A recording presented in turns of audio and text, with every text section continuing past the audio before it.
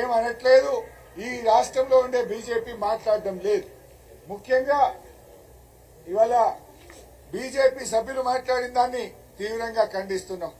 తమ్మిడిహట్టి దగ్గర ప్రాజెక్టు వద్దన్నారు కనుకనే, మేం ప్రత్యామ్నాయం కట్టినాం కనుకనే ఇదే సెంట్రల్ వాటర్ కమిషన్, ఇదే బీజేపీ కేంద్ర ప్రభుత్వం కాళేశ్వరం ప్రాజెక్టుకు అన్ని అనుమతులు మంజూరు చేసింది.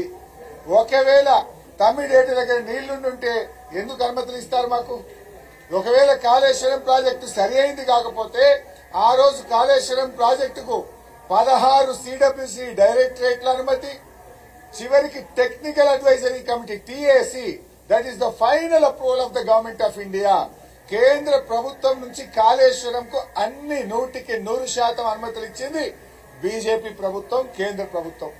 ఒకవేళ నీళ్లు లేకపోతే ప్రాజెక్టులో తప్పుంటే ఎందుకు కేంద్ర ప్రభుత్వం ఇస్తుంది అని చెప్పి నేను అడుగుతా ఉన్నా. అంటే అవగాహన లేకుండా ఏదో కాంగ్రెస్ పార్టీ స్క్రిప్ట్ ను వాళ్ళు మాట్లాడిండ్రు అనేది చాలా స్పష్టంగా అర్థమైతా ఉంది.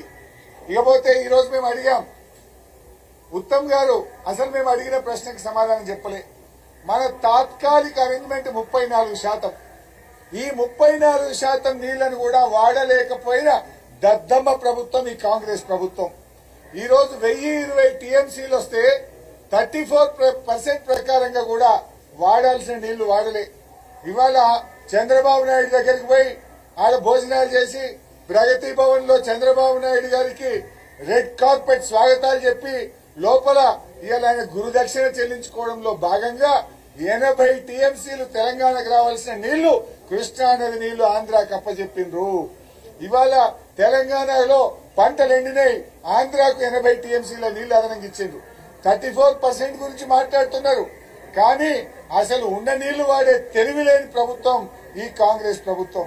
కల్వకుర్తి, నెట్టంపాడు, భీమా, కోయిల్ సాగర్ గురించి ఉత్తమ్ కుమార్ రెడ్డి మాట్లాడుతుండ్రు. 20 ఏళ్లు కాంగ్రెస్ తెలుగుదేశం ప్రభుత్వాలు పెండింగ్ ప్రాజెక్టులుగా మారిస్తే రన్నింగ్ ప్రాజెక్టులుగా మార్చి 10 లక్షల ఎకరాలకు పాలమూరు జిల్లాలో నీళ్లిచ్చినాం. 4000 కోట్లు కల్వకుర్తి, నెట్టంపాడు, భీమా, కోయిల్ సాగర్ మీద ఖర్చు పెట్టిన ప్రభుత్వం ఇవాళ బీఆర్ఎస్ ప్రభుత్వం.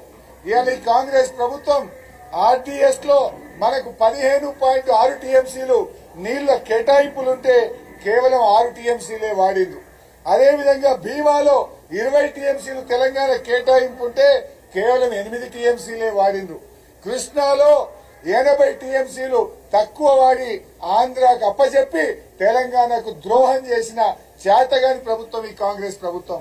సభలో మాట్లాడమంటే మైక్ ఇవ్వకుండా ఈ రోజు పూర్తిగా బుల్డోజ్ చేసే ప్రయత్నం చేసినారు. దీన్ని సభ జరిగిన తీరును మేము చాలా తీవ్రంగా ఈ రోజు ఖండిస్తా ఉన్నాం. Thank you.